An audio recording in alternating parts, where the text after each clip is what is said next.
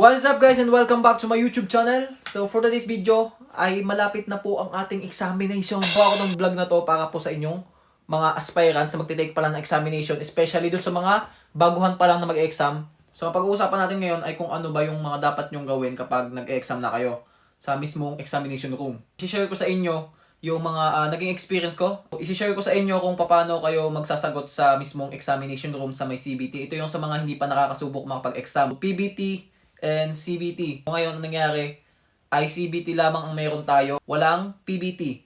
Yan. So, yung CBT at saka PBT, pares lang yun. Ang pinagkaiba lang, ang PBT ay paper-based. Tapos, ang CBT naman ay computer-based. So, i-share ko sa inyo yung experience ko. I-share ko din sa inyo yung paraan kung paano kayo yung makapagsagot ng mabilis sa mismong examination. Lahat ng i-share ko sa inyo dito ay base lahat sa mga naging experience ko. Saka sa mga karanasan ko kasi nakapag-exam ako, I am KLT 18 and naipasa ko po yung examination. Much better kung aagapan nyo ang pagpunta sa mismong examination room kasi pagka nahuli kayo ay hindi na kayo papapasukin ng guard sa mismong exam. Much better kung andun agad kayo bago ang inyong mismong examination. So, bago mag-exam, kailangan ay maagap kayong pumunta doon, like mga 30 minutes ahead o kaya 1 hour ahead kasi papapilahin pa kayo sa mismong labas ng DMW. Bibigyan muna kayo nila ng number doon sa baba, tapos sa kanila kayo papakitin sa mismong examination room. Bibigyan kayo nila ng number sa baba, tapos pag-akit nyo sa taas ay yun din yung number ng upuan na uupuan nyo. Yan. So, kailangan nyo din yung mga requirements nilang hinihingi, katulad ng ballpen at saka yung passport. So, sa pagpasok nyo doon sa mismong examination room ay makikita nyo doon yung mga computer.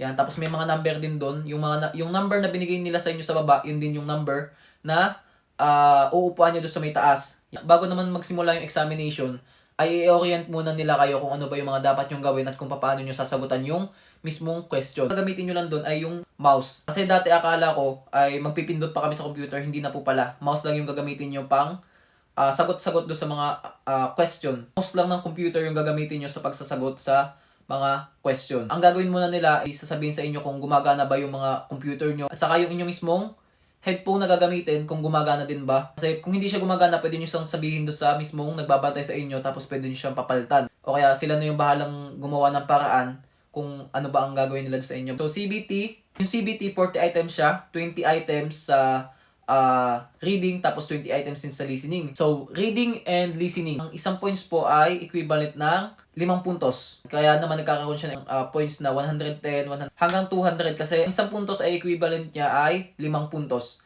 So tumama ka ng 5. So ibig sabihin 25 points na yon. So, sa reading, 20 items siya. Kaya napansin ko, ibabalik ko siya pababa, pataas. So ang gawin nyo, basahin nyo siya ng mabilis kasi reading lang naman yon. Napakadali lang ng exam. So babasahin nyo yung reading, kung ano yung pagkakaintindi nyo, at saka kung ano yung tingin nyo tama, yun yung pindutin nyo, yun yung piliin nyo. So doon sa reading, 1 to 20 items siya. So ang ginawa ko doon, number 1, nakita ko agad, binasa ko muna siya ng mabilis.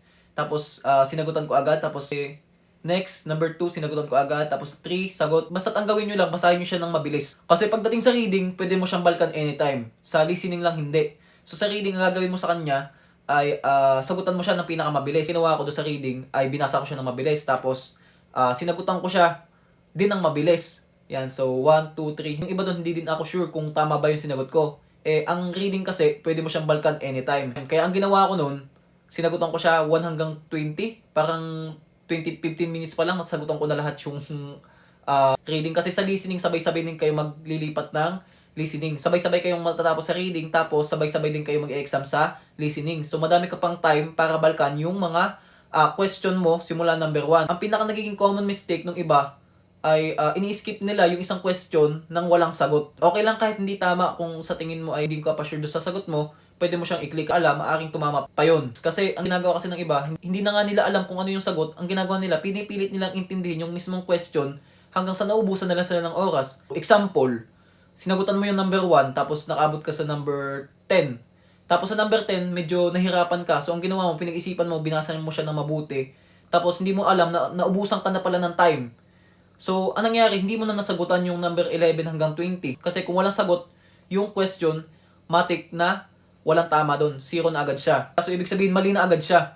Pag walang sagot yung isang question, ibig sabihin, ay mali na agad yun. So, ang gawin nyo, sagutan nyo siya ng mabilisan. Basahin nyo pa rin siya. Kung ano pagkakaintindi nyo, yun yung isagot nyo. Sa iisa-isahin nyo siyang intindihin hanggang sa hindi mo na masasagutan yung ibang number. Kami nangyari doon sa mga kabatch kong mga KLT 18, hindi nila sinagutan yung pahuli. Kasi nag-focus sila sa mismong isang number na yung iba pala sa huli ay alam nila kung ano yung sagot. Kaso, hindi nila nasagutan. So, ibig sabihin, mali na agad yun. Ang gawin nyo talaga dapat ay sagutan nyo number 1, number 2, hanggang number 20 sa pinakamabilis. Tapos, saka nyo siya i-review isa-isa. Kasi kung sakaling mali pala yung sagot nyo doon, pwede nyo pa siyang baguhin. Hindi siya nagmamatic na kapag pinindot mo, ay mag-steady na yun doon. Parang hindi siya touch move, di ba? Hindi siya touch move. Pwede mo siyang ilipat kung ano ba yung sagot na gusto mo. If ever na kinapos ka na sa oras, may nakahanda ka na sagot doon sa mga ibang mga number na hindi mo pa na balikan. Kasi kung sakali man na naubusan na kayo ng oras, ay may antabay kayong sagot doon sa mga ibang question na hindi nyo nasagutan. Kasi kung ano yung alam nyong tamang sagot o kung ano yung nararamdaman nyo na tamang sagot, yun na mismo yung isagot nyo. Kung sakali naman hindi nyo alam talaga yung sagot, edi hulaan nyo na lang. Kasi kung iiwan nyo siya na walang sagot, ibig sabihin nun ay mali na. Alay nyo, tumama yung hinulaan nyo. So, ganun dapat ang gagawin nyo pag nandun na kayo sa mismong examination. 15 minutes ko lang siya natapos, kaya ang ginawa ko nun, di may natitira pa akong mga minuto. Ang ginawa ko nun, saka ko siya review isa-isa. Isa-isa ko siyang chinek kung tama ba yung pagkakaintindi ko dun sa question. At saka kung tama din ba yung sagot ko. Tapos, habang may natitira pa rin akong oras, inuulit ko siya. Chinecheck ulit siya. Kung sa inyo mangyayari yon, mas madami kayong oras na nakalaan para i-check nyo isa-isa yung mga nasagutan nyo na. Yung mga numbers. Rule lang naman nila sa examination ay huwag kang mangungopia, huwag kang titingin sa computer ng iba. Para mas maganda, huwag nyo na lang picturean yung mismong computer doon sa loob. Kung ano pa yung mga score mo doon kasi bawal yun. Kasi maaring yung mga sinagutan nyo ay maaring lumabas din sa examination ng iba. Kahit naman na pumasa ka, kahit pasado ka sa exam, kung may ginawa kang violation, mangyayari nun ay disqualified ka na. So, mangyayari nun, 3 years kang ban na hindi ka pwede mag-exam. Kasi may nangyari sa amin dati sa kabatch namin. So, nag-exam sila, tapos ang ginawa niya, siguro sobrang saya niya, mataas yung naging score niya, as in, pasado talaga siya.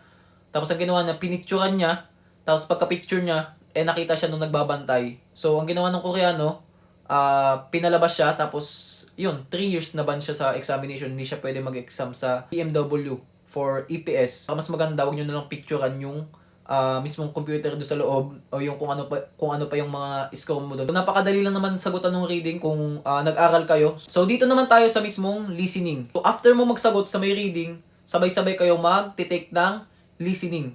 Bawat computer tig-iisa kayong headphone, tapos ilalagay nyo sa tenga nyo yun. Yung PBT kasi noon, speaker lang siya na nilalagay doon sa may mismong table, tapos lahat kayo makikinig, pare-paras din kayo ng isasagot nyo. Pakinggan nyo ng mabuti kasi mamaya hindi nyo na alam kung ano number na pala kayo. Ang ginawa ko nun dati, habang nagsasagot ako sa listening, kasi nagsasalita siya, ang ginawa ko nun, dininan ko yung isa kong kamay dito sa mismong headphone ko, tapos nakakapit yung isang kamay ko sa mismong mouse, tapos habang pinapakinggan ko kung ano yung tamang sagot, so pinipindot ko na lang sa mouse. So sa listening, napakadali lang po ng listening, lalo na yung mga number 1 hanggang number 15. Magiging mahirap lang dun yung conversation at saka yung parang sentence. Sa listening, 2 beses na uulitin yung question bago siya mag-skip to the next. So ang gawin nyo nun, pagkatanong pa lang ng unang question, ay mag-click na agad kayo ng answer dun sa baba. So pag inulit-ulit yung question tapos pakiramdam nyo, mali pa yung sinagot nyo, pwede nyo siyang ilipat. Next number na siya, hindi nyo na siya pwedeng balkan.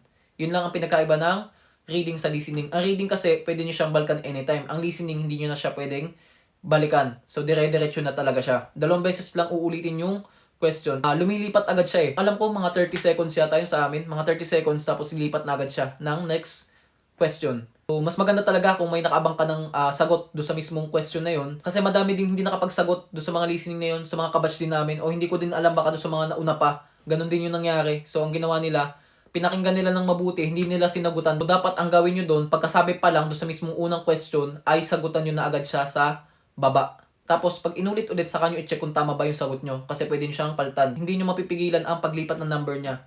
So, automatic na yun. Mangyayari nun, sabay-sabay din kayong matatapos sa mismong examination. Hindi siya magkakabukod. So, sabay-sabay din kayong lalabas sa mismong examination.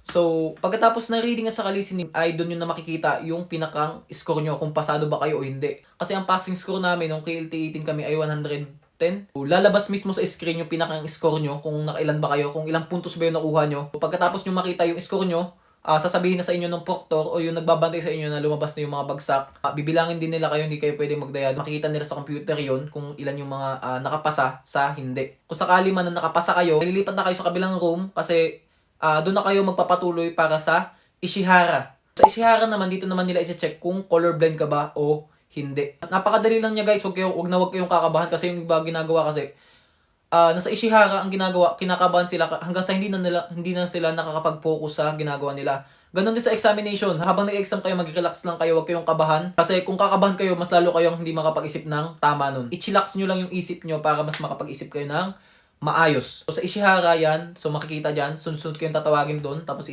ipapakita na lang doon yung papel na may mga kulay. I-check doon kung colorblind kayo o hindi. Huwag kayong kakabahan pagdating sa Ishihara kasi napakadali lang po ng Ishihara. After ng Ishihara, tiyatanong nila, nakapasa kaya ako sa Ishihara? Bumagsak kaya ako sa Ishihara? Sakaling bagsak ka sa Ishihara, sasabihin niya ng Koreanong nagbabantay sa'yo kung bagsak ka sa mismong Ishihara. Sa pagsasagot po ng Ishihara, pwede pong Korean, pwede ding English. Ang ginawa ko nung dati sa pagsasagot ko sa Ishihara, English na lang din yung sinagot ko. I-check nila yung height at saka yung weight nyo. Na may mga bumabagsak pa rin naman sa Ishihara, kaso yun yung talaga yung mga colorblind. Yan, so pag colorblind ka talaga, hindi ka talaga pwedeng pumunta dito sa may South Korea. Kahit mataas pa yung score mo.